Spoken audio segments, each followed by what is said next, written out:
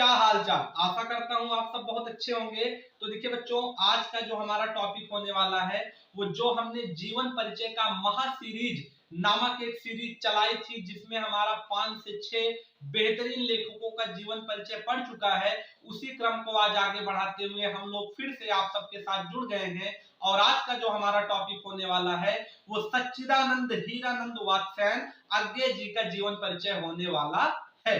तो अज्ञे जी भी एक बहुत बेहतरीन क्रांतिकारी लेखक होके हिंदी में उभरे हैं और विभिन्न भाषाओं, विभिन्न शैलियों, विभिन्न जगहों पे ये जाके घूमे हैं, क्योंकि इनका जो स्वभाव था वो था घुमक्कड़ी का।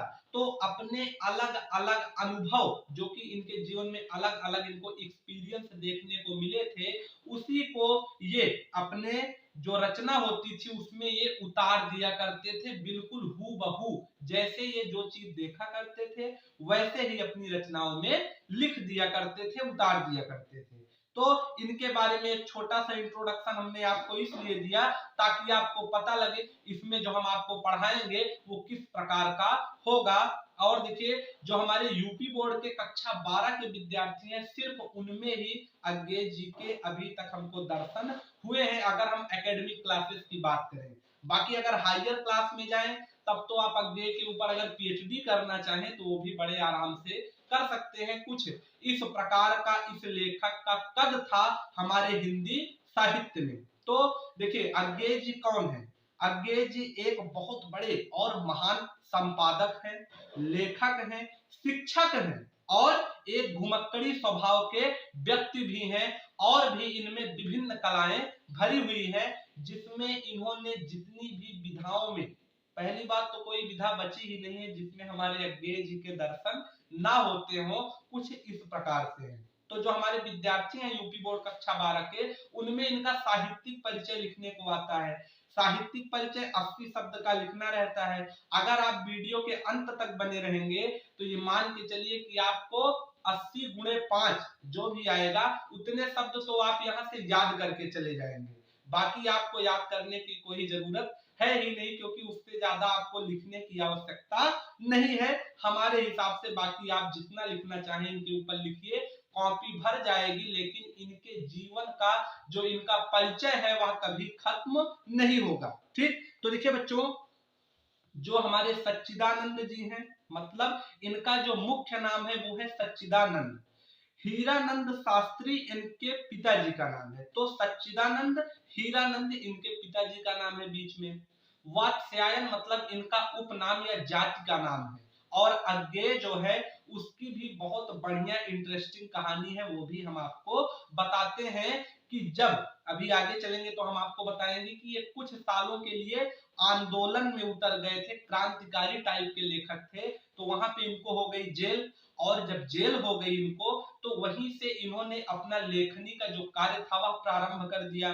जेल से लेखनी का कार्य प्रारंभ करने के कारण इनकी रचनाएं जो थी वो पब्लिश तो हो गई, परंतु उसमें किसी भी लेखक का नाम ज्ञेय नहीं था, मतलब ज्ञात नहीं था। तो उसके ऊपर लिखा गया अज्ञे, तो वहीं से इनको उपनाम मिला अज्ञे। तो सच्चिदानंद इनका मुख्य नाम है, हीरानंद शास्त्री इनके परम पूज्य श्री पिताश्री हुआ करते थे, और वात्स्यायन इनका उपनाम मतलब जाति है, और अज्ञे इनका कुछ ना ज्ञात होने के कारण रचनाओं में इनका जो टाइटल पड़ा मुख्य रूप से वो है अज्ञे। तो इनके नाम में जितनी भी कंफ्यूजन थी सब क्लियर हो गई। अब देखिए, इनका जो जन्म था वह 7 मार्च सन 1911 ईस्वी को कुशीनगर उत्तर प्रदेश में हुआ था। बचपन में इनके पिताजी जो थे वो किसी सरकारी नौकरी में थे, तो उनके जगह जगह जब तबादले हुआ करते थे, ट्रांसफर हुआ करते थे, तब इनको अलग अलग जगह जाना पड़ता था अपने पिताजी और अपने पूरे परिवार के साथ, क्योंकि भाई जहां पिता रहेगा वहीं बच्चे भी रहेंगे, जाहिर सी बात है। तो इन्होंने विभिन्न जगहों पे उस समय इनको घूमने का भी बड़ा अच्छा अवसर मिला, जिसमें लखनऊ, मद्रास, कानपुर और लाहौर, ये 4 जगह ये मुख्य रूप से रहे थे। और उसके बाद में आने वाले समय में इन्होंने अनेक देशों अर्थात विदेशों का भी भ्रमण बड़े गहन रूप से किया। बहुत विस्तार से ये घूमे थे, क्योंकि इनका जो स्वभाव था वो एक जगह टिकने में नहीं लगता था। अलग अलग जगह जब ये घूमते थे तो इनको बड़ा मजा आता था। तो थोड़ा घुमक्कड़ी स्वभाव होने के कारण इन्होंने अनेक देशों की भी यात्रा की है। ठीक, अब देखिए मुख्य रूप से जो इनका फेमस होने का, या ये कहिए कि जहां से ये जाने जाने लगे, वहां से क्या है, वहां से इनकी रचनाएं हैं। ठीक, लेकिन उसके पहले अगर हम इनके जीवन में देखेंगे तो कुशीनगर उत्तर प्रदेश में जन्म होने के बाद जो इनकी शिक्षा है उसको इन्होंने बीएससी कंप्लीट की। उसके बाद एमए इन्होंने लाहौर अंग्रेजी विषय से कंप्लीट किया, और उसके बाद में बच्चों फिर ये धीरे धीरे अनेक आंदोलन से जुड़ते हुए चले गए। अनेक आंदोलनों से मतलब कि उस समय आजादी का बहुत बड़ा बोलबाला था, दबदबा था। अनेक हमारे जो क्रांतिकारी हुआ करते थे उन्हीं के साथ ये भी अपना उस आजादी के माहौल में जूझते हुए चले गए, और अपने देश को आजाद करने के लिए इन्होंने अनेक आंदोलनों में क्या किया, पार्टिसिपेट करना शुरू कर दिया। और उसी में इनको मिल गए भगत सिंह जी। ठीक, शहीद आजम भगत सिंह से इनकी मुलाकात हुई सन 1930 में, और ये बम बनाते हुए पकड़े गए लाहौर में। अब थोड़ा सोचे कि निपटा दिया जाए अंग्रेज को, तो उसी में ये बनाने लगे बम। और जब बम बनाते हुए पकड़ लिए गए, इनको पुलिस पकड़ के लगभग 6 साल सन 1930 से 36 तक जेल में डाल दी। ये चले गए जेल में। जेल में जाने के बाद इनको क्या हुआ, 4 साल तो ये जेल में रहे मुख्य रूप से। 2 साल के लिए इनको नजर बंद कर दिया गया, मतलब किसी से मिलना मिलाना बंद, सिर्फ अकेले रहना है, एक जगह रहना है, यही इनकी सजा थी। तो 1930 से 1936 तक ये जेल में रहने के कारण मुख्य रूप से इन्होंने साहित्य की सेवा वहीं जेल से ही प्रारंभ की, और वहीं से अपनी रचनाओं को लिखना और पब्लिश करना दोनों शुरू कर दिया। फिर देखिए बाद में जब अपनी रचनाओं को ये लिखने लगे तो इनकी रचनाएं जो हुआ करती थी वो उस समय से बिल्कुल हट के हुआ करती थी। इनकी रचनाएं बिल्कुल, ये मान के चलिए कि जैसे कुछ समय पहले तक क्या हुआ करता था, पिक्चर में घर की कहानी आती थी। बाद में जब हमारे बेहतरीन एक्टर आ गए, थोड़ा मार धाड़ करने लगे, तो वहां पे क्या हो गया, वो सीन बिल्कुल बदल गई। तो ये भी इनका जो सोचने का तरीका था वो बिल्कुल विज्ञान से जुड़ के लिखने की इनकी शैली बिल्कुल सभी लेखकों से इनको अलग बनाती है। और इसी के कारण ये प्रयोगवाद, क्योंकि अपनी लेखनी में ये अनेक चीजों का नया नया प्रयोग किया करते थे, तो उसी से संबंधित ये प्रयोगवाद युग के प्रवर्तक भी कहलाने लगे या जाने जाने लगे। फिर देखिए बच्चों, इनकी जो प्रमुख भाषा थी वो हिंदी, उर्दू, मद्रास अंग्रेजी और भी विभिन्न भाषाएं, जो कि जहां जहां भ्रमण किए थे, जैसे लखनऊ में आए थे तो यहाँ अवधी बोली जाती है, और कुशीनगर जो कि उत्तर प्रदेश में है वहां भी मुख्य रूप से अवधी ही चलती है। और जहां पे इन्होंने विदेश की यात्राएं की, वहां की भी जो भाषाएं थी उनको भी इन्होंने सीखा। कुछ दिन ये पंजाब में रहे थे, और कई जगह तो ये भी तर्क वितर्क है कि अंग्रेज जी का जन्म पंजाब में ही हुआ है, लेकिन जो हमारी किताब कहती है वही हम आपको बताते हैं। तो इसमें कोई डाउट नहीं है, क्योंकि किताब हमारी कह रही है कि कुशीनगर उत्तर प्रदेश में इनका जन्म हुआ है, तो वही मानना पड़ेगा। ठीक, अब देखिए उस समय जगह जगह घूमते हुए इनको विभिन्न भाषाओं का ज्ञान हो गया, क्योंकि जहां जाएंगे वहां की भाषा तो बोलनी ही पड़ेगी। फिर देखिए बच्चों, आगे चल के इन्होंने जो अपनी इनकी जो प्रतिभा है मुख्य रूप से वह किसमें उभरी, बहुमुखी कवि के रूप में इनकी जो प्रतिभा है वह उभरी। मतलब ये हर दिशा में अपनी लेखनी को बड़े विस्तार से बढ़ाते हुए चले जा रहे थे। और प्रयोगवाद, प्रयोगवाद क्यों, क्योंकि नई नई चीजों का ये प्रयोग करते थे। जाहिर सी बात है, जो भी व्यक्ति पढ़ा लिखा होगा वो किसी भी चीज को करने से पहले उसके बारे में सोचेगा, थोड़ा बहुत कहीं से आइडिया लेगा कि मुझे ये करना ठीक रहेगा या गलत रहेगा। और जब वो इस चीज का आइडिया ले लेगा पूरी तरह से, तब क्या होगा बच्चों, तब तब जाके वह उस चीज को करना प्रारंभ कर देगा। तो उसी से संबंधित हमारे जो अंग्रेज जी थे, ये प्रयोगवाद के मुख्य प्रवर्तक कहे गए। क्यों, क्योंकि प्रयोगवाद युग के पितामह यही हैं, यह सिद्ध हो चुका है। और जगह जगह प्रश्न आते हैं कि प्रयोगवाद युग के मुख्य जनक कौन माने जाते हैं, पितामह कौन माने जाते हैं, जन्मदाता उसके कौन है। तो प्रगतिवाद के बाद प्रयोगवाद हमारा आया और उसके मुख्य जो कर्ता धर्ता है वो सच्चिदानंद हीरानंद वात्स्यायन अज्ञेय जी है। फिर देखिए अब इनकी हुई शादी किससे, शादी इनकी जो जीवन साथी थी वो थी कपिला वात्स्यायन जी। ठीक, तो ये भी बहुत बड़ी हिंदी की राइटर हैं कपिला वात्स्यायन जी, इन्होंने भी अनेक रचनाओं को लिखा है और साथ साथ अज्ञेय जी का लेखनी में बहुत बड़ा योगदान, क्योंकि इतना बड़ा ये लेखक हुए हैं तो उनमें इनकी पत्नी जी का भी बहुत बड़ा योगदान है। ठीक है, और उसके बाद में बच्चों ये एक अपना अलग से टीम तैयार किए, किस दिशा में, कविता और संपादन या लेखनी को आगे ले जाने में। और उसमें क्या हुआ, सन 1943 में पहला तार सप्तक इन्होंने पब्लिश करवा दिया।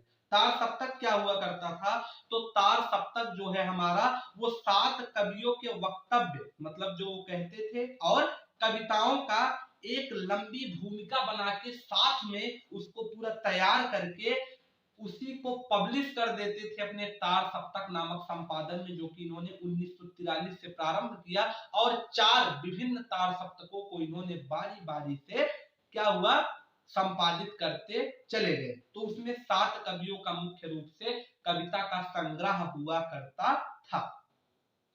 अब देखिए बच्चों नई कविता, इनके जब इनका नाम आता है तो बहुत जगह हमको नई कविता नामक एक शब्द नया सुनने को मिलता है कि ये नई कविता के भी संपादक थे या लेखक थे जो भी थे। तो नई कविता से क्या मतलब है, नई कविता का मतलब वही इनका जो प्रयोगवाद वाला गुण था कि किसी भी चीज को करने से पहले ये उसको प्रयोग एक्सपेरिमेंट किया करते थे। तो इनका जो दिमाग था थोड़ा एक्सपेरिमेंटल बेसिस पे था, तो प्रयोगवाद से ही नई कविता का जन्म हुआ और नई कविता में ये सबसे हट के थोड़ा लेखनी करते थे। जैसे इन्होंने कक्षा 12 में लिखा है हिरोशिमा। हिरोशिमा क्या है, जब अमेरिका ने जापान के नागासाकी और हिरोशिमा दो मुख्य शहर पे परमाणु बम से हमला कर दिया था, तब उससे बहुत ज्यादा चिंतित होके हमारे अज्ञेय जी ने हिरोशिमा नामक पाठ लिखा था। और हिरोशिमा में उन्होंने लिखा कि एक दिन सहसा, क्या लिखा, एक दिन सहसा सूरज निकला, अरे क्षितिज से नहीं, कहां से, नगर के चौक से। ठीक, धूप बरसी पर अंतरिक्ष से नहीं, कहां से, फटी मिट्टी से। अब देखिए ये कविता है, क्या है, कविता है, कहानी नहीं है जो हम आपको सुना रहे हैं।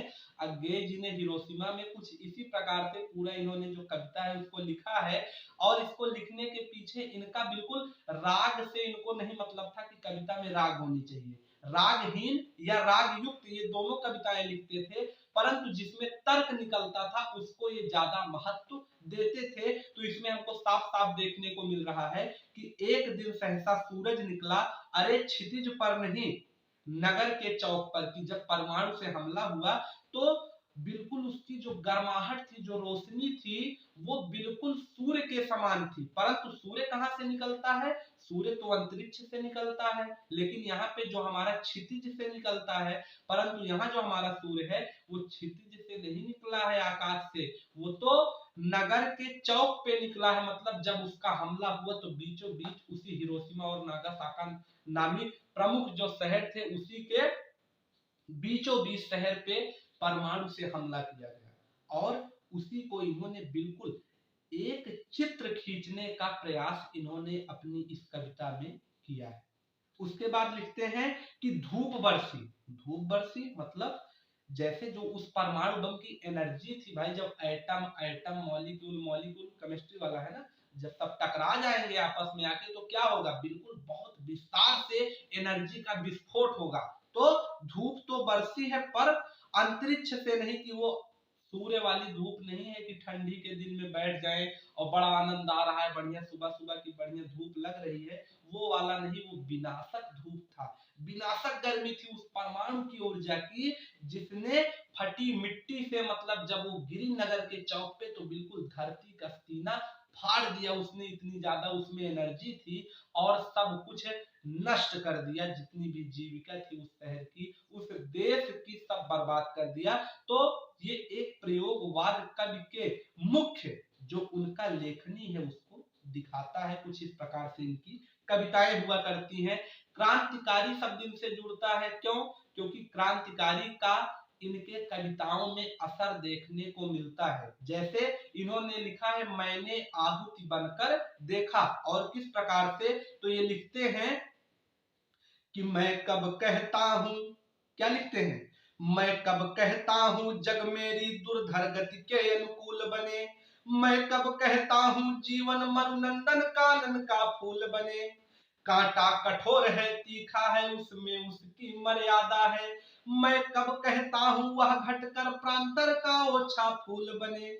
मतलब इनकी जो कविता है वो बिल्कुल जोश से भरी है कि ये कभी नहीं चाहते हैं कि इनके अनुकूल में कोई काम हो। मतलब हमको अपने जिंदगी में हमेशा जो हमारे हित में हो, अगर वही काम चल रहा है और हमारे हित में होगा तो हम प्रसन्न रहेंगे, ये सोच हमको कभी नहीं रखनी चाहिए। मान लीजिए कोई चीज हमारे अहित में हो रहा है, हमसे अलग हो रहा है, जो हम चाह रहे हैं वह घटित नहीं हो पा रहा है, तब भी उस हालात में हमको दुखी नहीं होना चाहिए। यही यज्ञेय जी हमको सीख देते हैं। फिर लिखते हैं कि कांटा तो कठोर है, भाई पेड़ में जो कांटा है वो कठोर है, पर उसमें उसकी मर्यादा है, क्योंकि अगर वो कठोर नहीं होगा तो फूल की रक्षा कैसे कर पाएगा। यदि हम ऊपर से कठोर नहीं दिखेंगे दूसरे को, तब तो सब हमारे ऊपर हावी हो जाएंगे।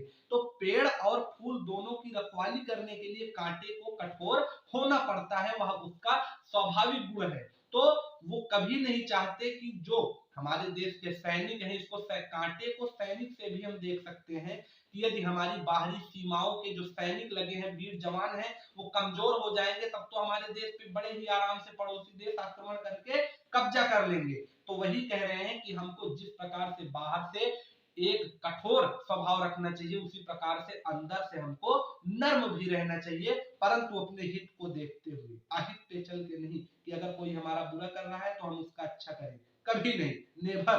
फिर देखिए क्या हो रहा है, कह रहे हैं कि मैं कब कहता हूं मुझे युद्ध में कहीं न तीखी चोट मिले, मैं कब कहता हूं प्यार करूं तो मुझे प्राप्ति की ओट मिले, मैं कब कहता हूं विजय करूं मेरा ऊंचा प्रसाद बने, या पात्र जगत की श्रद्धा की मेरी धुंधली सी याद बने। कभी ये भी नहीं चाहता कि उसके जाने के बाद कोई उसे इसलिए याद करे क्योंकि वो बड़ा बढ़िया व्यक्ति था। अरे बड़ा बढ़िया व्यक्ति तो सब थे, जितने गए हैं जाने के बाद तो सबको लोग अच्छा कहते हैं, लेकिन अगर कोई व्यक्ति उनके कर्तव्य, उनके कर्म के लिए उनको याद कर रहा है, तब उसको अच्छा माना जाएगा। ये नहीं कि चौराहे पे गांधी जी की फोटो लगा दीजिए और गांधी जी को गाली दीजिए, ऐसा नहीं होना चाहिए। तो इनकी जो कविताएं हैं वह बिल्कुल क्रांति, बिल्कुल अग्नि को उगलती हैं अपने अंदर से, यदि हम उसको समझना चाहें तो।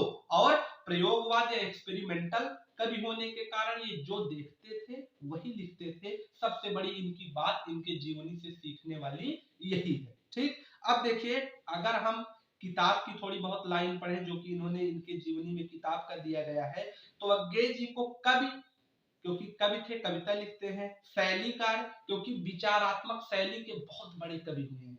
जो भी विचार करते थे, पहले किसी चीज को देखते थे, उसके ऊपर विचार करते थे, फिर उसको अपनी रचना में उतारते थे। और कथा साहित्य को एक महत्वपूर्ण मोड़ देने वाले कथाकार, ललित निबंधकार, संपादक और अध्यापक के रूप में अज्ञेय जी हमेशा के लिए आसीन है कविता की दुनिया में, कि इनके अंदर कई सारे गुण हमको देखने को मिलते हैं। उसके बाद इनका जो बचपन है वो लखनऊ में, कश्मीर में, बिहार में, मद्रास में मुख्यतः बीता है, क्योंकि इनके पिताजी सरकारी अध्यापक होने के कारण जगह जगह ट्रांसफर होता था और इनको पढ़ने के लिए जाना पड़ता था। ठीक, फिर देखिए आप बीएससी करते समय, मतलब जब ये बीएससी कर रहे थे उसके बाद में ये क्या हुआ, बीएससी करके चले गए कहाँ, एमए करने मद्रास में चले गए, ये एमए अंग्रेजी विषय से करने। और जब एमए कर रहे थे तो ये थोड़ा बहुत आंदोलन से जुड़ गए देश की आजादी में। भगत सिंह के साथ ये मिल गए कहाँ पे, लाहौर में पकड़े गए बम बनाते हुए। सन 1930 से 36 तक इनको डाल दिया अंग्रेज पकड़ के जेल में, और वहीं से इन्होंने कविता को लिखना शुरू कर दिया। जब इन्होंने शुरू कर दिया तो वहीं से ये क्या हुआ कि 4 साल के लिए जेल और 2 साल के लिए नजरबंद कर दिए गए, लेकिन कविता और हिंदी की सेवा करना इन्होंने कभी नहीं छोड़ा। उसके बाद में देखिए इन्होंने साप्ताहिक पत्रिका दिनमान की संपादन की, और उसकी संपादन इन्होंने कब से कब तक की है, तो सन 1965 से लेकर सन 1968 3 सालों के लिए इन्होंने दिनमान पत्रिका, जो कि साप्ताहिक पत्रिका हुआ करती थी, उसके संपादन करता ये रहे हैं। और बाद में सन 1977 से लेकर 1979 तक नव भारत टाइम्स के भी संपादक अज्ञे जी रहे हैं। ठीक है, फिर देखिए बाद में इन्होंने तार सप्तक 1943 में शुरू किया, जिसमें 7 कवियों का समूह हुआ करता था। वहीं से नई कविता का जन्म हुआ, जो कि अभी हमने आपको पूरा एक्सप्लेन किया है। और अंत में चल के जब प्रयोगवाद व्यक्तित्व के धनी होने के कारण हमारे अज्ञे जी ने क्या किया कि सबसे कुछ हमेशा अलग करना इनकी फितरत थी, इनकी आदत थी। जिस लाइन पे सब चलेंगे उस पे इनको चलना पसंद नहीं था, ये अपनी लाइन खुद बनाया करते थे। कुछ इस प्रकार से इनका व्यक्तित्व था। तो इन्होंने विभिन्न भाषाओं की, जैसे हिंदी, मद्रासी, अवधी, उर्दू, पंजाबी, बिहारी, अंग्रेजी और अनेक विदेशी भाषाओं के मर्मज्ञ ज्ञाता थे। इतनी भाषाएं इनको कंठस्थ थी, मुंह जवानी याद थी, जिसमें कहिए उसमें ये बात करने में कैपेबल थे, बड़े आराम से आपसे बात कर सकते थे। और अनेक विधाएं भी इन्होंने हिंदी को दी हैं, जिसमें कहानी है, कविता है, उपन्यास है, नाटक है, यात्रा वृत्तांत है। और निबंध 2 प्रकार के हैं, एक है वैयक्तिक और एक है वैचारिक निबंध। आत्मचिंतन भी इन्होंने लिखा है और अनुवाद, समीक्षा तथा संपादक थे, क्योंकि इनकी जो विधाएं हैं वह एक से बढ़ के एक है। हिंदी की ऐसी कोई कड़ी नहीं है जहां पे अज्ञे जी ने अपनी ख्याति को बरकरार ना रखा हो या अपना दबदबा कायम ना किया हो। ठीक, अब देखिए बच्चों, आगे जब ये धीरे धीरे इन्होंने बीच में थोड़ा बहुत पैसा वैसा कमाने के लिए सन 1943 से 46 में 1943 से 46 तक इन्होंने ब्रिटिश सेना में भी काम किया, मतलब कि फौजी आर्मी जो हुआ करता है उसमें में ये भी कार्य लग्न थे। और बाद में इन्होंने ऑल इंडिया रेडियो में नौकरी स्वीकार कर ली। ठीक, ऑल इंडिया रेडियो जो हमारा हुआ करता है, वही जो भविष्यवाणी या सुबह सुबह पहले न्यूज समाचार आया करता था, उसमें ऑल इंडिया रेडियो में, तो वहीं से इन्होंने भी उसमें ये काम किए हुए हैं। ठीक, और इन्होंने बहुत ही सशक्त मुद्दों पर कविताएं लिखी हैं, जैसे कि अभी हमने आपको पढ़ के सुनाया। ठीक, मैंने आहुति बनकर देखा, उसमें इन्होंने लिखा ही है कि मैंने विदग्ध हो जान लिया, अंतिम रहस्य पहचान लिया, मैंने आहुति बनकर देखा, यह प्रेम यज्ञ की ज्वाला है, यह प्रेम यज्ञ की ज्वाला है। तो अनेकों ये आग उगलती हुई कविताओं को लिखने वाले महान कवि हुए हैं। और धीरे धीरे ये उपन्यास के क्षेत्र में भी आ गए। उपन्यास में इन्होंने शेखर एक जीवनी नामक उपन्यास लिखा है। हर साल के परीक्षा में भर भर के ये प्रश्न पूछा जाता है कि शेखर एक जीवनी के लेखक कौन है। तो शेखर एक जीवनी जो कि उपन्यास विधा पे है और अज्ञे जी इसके लेखककार हैं। ठीक, फिर नदी के द्वीप और लास्ट में अपने अपने अजनबी, ये 3 मुख्य उपन्यास इन्होंने लिखा है। आपको बगल में स्क्रीन पे उसके सन, उसका नाम और उसको याद करने की ट्रिक दिख रही होगी। ठीक, जिसकी ट्रिक हमने बनाई है, जीवनी एक अजनबी द्वीप की, मतलब जीवनी एक अजनबी द्वीप की। अगर आप इसको 2-4 बार कहेंगे आपको याद हो जाएगा। तो जीवनी में आपका हो जाएगा शेखर एक जीवनी, अजनबी में आपका हो जाएगा अपने अपने अजनबी, और अंत में नदी के द्वीप जो है एक अजनबी द्वीप की। तो द्वीप से नदी के द्वीप आपकी रचना आपको बड़े ही आराम से याद हो जाएगी। और इनके बारे में आपको मैं एक कहानी सुनाता हूँ छोटी सी, कि एक बार इनका एक दोस्त था, तो ये घुमक्कड़ी स्वभाव के थे, बड़े आराम से कहीं भी घूमने निकल जाते थे बिना किसी को बताए। इनको किसी को बताने की जरूरत नहीं पड़ती थी, बिल्कुल फ्री। ठीक, तो एक बार इनकी माता जी, शाम का समय था, वो खाना लगाई कि आओ सब लोग खाना खा लो। तो जब वो बाहर गई इनको बुलाने, तो क्या हुआ कि ये गायब हो गए। कहाँ गायब हो गए पता नहीं, कहाँ चले गए। तो इनका जो घुमक्कड़ दोस्त था उसको इनकी मम्मी बुलाई और कही इधर आओ। वो आया तो कही कहाँ गए वो तुम्हारे साथी। तो उनके जो दोस्त थे वो कहे कि पता नहीं कहाँ चले गए, भाई घुमक्कड़ी आदमी है, पता नहीं कहाँ निकल गए। तो उनकी माता जी ने कहा कि जाओ उनको बुला के ले आओ, जहां भी हो उनको बुला के ले आओ। तो उसपे उनके दोस्त ने उनकी मम्मी से क्या कहा, इसी से इस एक लाइन से आपको इनकी जितनी भी रचनाएं हैं वो सब याद हो जाएंगी। ध्यान से सुनिएगा कि इनके फ्रेंड ने इनकी मम्मी से क्या कहा। तो उसने कहा कि मैं उसे जानता हूं। क्या कहा, मैं उसे जानता हूं क्योंकि वह बावरा जो है वो सन्नाटा बुनता हुआ किसी चिंता में हरी घास पर क्षण भर के लिए आंगन के पार सागर में नाव से चला गया। अब इनकी मम्मी के लिए कह क्या रहा है, जैसे आप लोग सोच रहे हैं कि मैं कह क्या रहा हूं इस लाइन में, तो आइए आपको समझाता हूं, बगल में आप देखते चलिए स्क्रीन पे। तो देखिए सबसे पहले उन्होंने उनके साथी ने उनकी माता जी से क्या कहा कि मैं उसे जानता हूं। तो इनकी एक रचना है क्योंकि मैं उसे जानता हूं, ठीक, क्योंकि मैं उसे जानता हूं। तो साथी कह रहा है कि मैं उसे जानता हूं क्योंकि वह जो बावरा है, अब इनकी बावरा से दूसरी रचना है बावरा अहेरी, ठीक, क्योंकि वो जो बावरा है वो सन्नाटा बुनता हुआ, सन्नाटा बुनता हुआ मतलब पहले मैं सन्नाटा बुनता हूं, ये भी इनकी एक रचना है, आप लोग देख सकते हैं। फिर वह सन्नाटा बुनता हुआ किसी चिंता में, देख रहे हैं चिंता, किसी चिंता में हरी घास पर क्षण भर के लिए, हरी घास पर क्षण भर, ठीक, हरी घास पर क्षण भर के लिए आंगन के पार, मतलब आंगन के पार द्वार, तो आंगन के पार सागर में, सागर से क्या होगा, सागर मुद्रा, सागर में नाव से चला गया। कितनी नाव में कितनी बार, ये इनकी अंतिम रचना कंप्लीट हो गई। और अंत में यदि आप लोग देखेंगे तो आपको अगर 2-3 बार यही लाइन दोहरा लेंगे तो आपको बड़े ही आराम से याद हो जाएगा, ठीक। अब देखिए भारतीय पुरस्कार, इनको कुछ मुख्य पुरस्कार मिले हैं जिसमें पहला है भारतीय पुरस्कार, दूसरा है अंतरराष्ट्रीय गोल्डन रीठ पुरस्कार, तीसरा है साहित्य अकादमी जो कि 1964 में इनको दिया गया है हिंदी की सेवा करने के लिए, और अंतिम है ज्ञानपीठ पुरस्कार जो कि 1978 ईस्वी में आपको प्राप्त हुआ है।